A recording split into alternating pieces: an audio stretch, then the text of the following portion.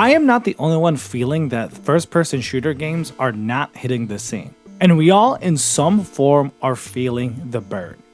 Some more than others, but in general today I want to discuss in this video essay why this is happening, and if it's even remotely accurate, and maybe create discourse that allows us to just do one simple thing that we have clearly forgotten as gamers. Have fucking fun. Flame078 here, the normal gamer, breaking down gaming from the average perspective. So let's talk the decline of first-person shooters.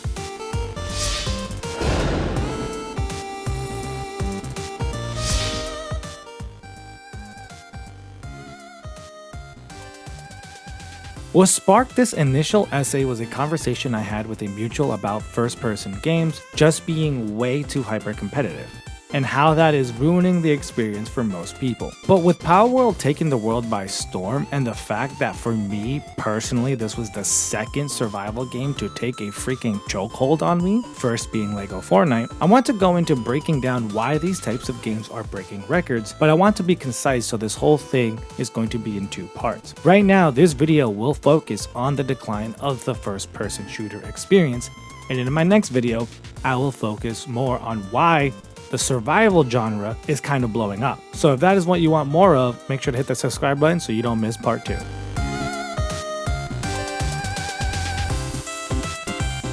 So as of right now, the big players in the space are Call of Duty and Apex Legends. I would say Battlefield and Halo are not big enough, or in general don't have the same kind of issues per se that these two have, because I think those games have entirely different issues. Both of those games come from starting as shit and getting better, versus Apex Legends and Call of Duty kind of having an overall theme that makes both communities unhappy in similar ways. Because the issues that these two games are suffering from, I would simplify as 3 things. Both games are affected by different variations of skill-based matchmaking.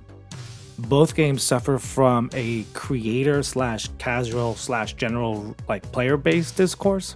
And both games, developers seem wildly out of touch with their communities based on the actions they have taken and changes they have done to the game that have royally pissed off their communities.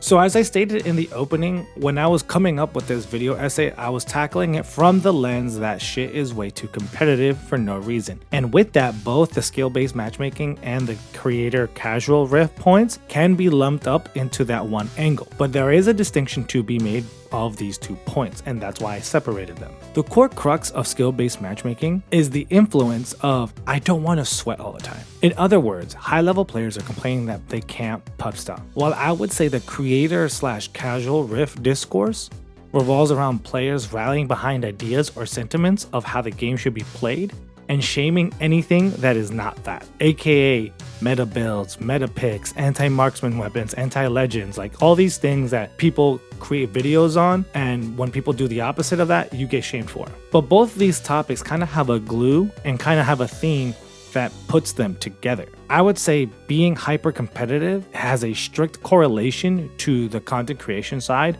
in that because people now see this as a viable path to make money, it is all everyone wants to do. Basically, everyone is chasing the same dream, and even though that dream is highly unattainable for most trying, it creates a huge disconnect because you have players being wannabe creators and pros clashing with the general player base, creating a huge disconnect because most players do not give a fuck and just want to play the game. They want to play how they want to play with who they want, and they don't care about making it for money or making a name for themselves. And that is why I'm saying that the first-person shooter games have gotten way too competitive for no reason. Everyone is trying to be number one, and anything that goes against that is deemed trash, and it's just not the reality of the world.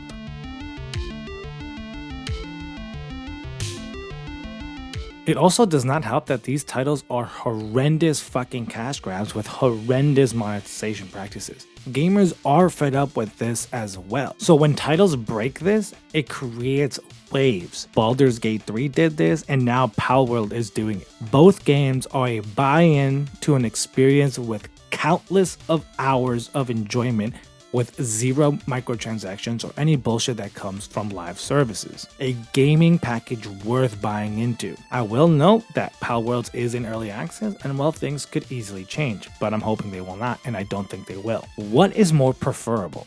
grinding away at a game that is super harsh with predatory monetization practices. With that, at every turn, it becomes anti-fun. You don't run meta gun build, you're gonna get wiped. You don't run with a stack, you're gonna get wiped. You run with a stack, then you're gonna have to play for your fucking life as if you were in an esport championship, but there's no money involved. Now, to be clear, none of these things are bad on its own, and it's only bad when it becomes the only experience. If you were able to get variety, no one would complain. You got shitted on in a solo experience game? Well, maybe next time around you'll get a better luck and it'll be more even. You and your boys run up and get completely demolished, the next game gives you bots. You and your boys actually get into an intense match, you're like, holy crap, we barely won that. The next time your boys are coming up against not as good players that allow you to maybe dick around and start winning by doing knife only or something like that. No one is saying that being competitive is bad. People love that just as much. People just don't love when you make that your whole fucking personality.